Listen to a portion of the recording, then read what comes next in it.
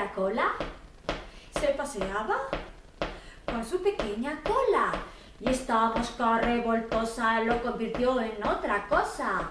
Abracadabra, pata de cabra, abracadabra, pata de cabra. Y el caracol, que no caracola, ahora tenía más larga la cola y esta mosca revoltosa lo convirtió en otra cosa. Abracadabra, pata de cabra, abracadabra, pata de cabra.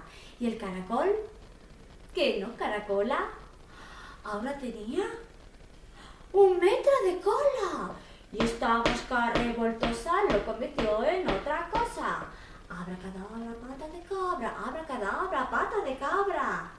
Y el caracol, que no caracola, ahora era todo cola y esta mosca revoltosa lo convirtió en otra cosa. Abracadabra, pata de cabra, abracadabra, pata de cabra. Y el caracol, que no caracola, ahora tenía... Ahora nada, porque vino el camaleón y se la zampó.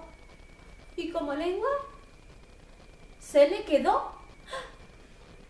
Y esta mosca revoltosa, ¿qué? Dijo, conmigo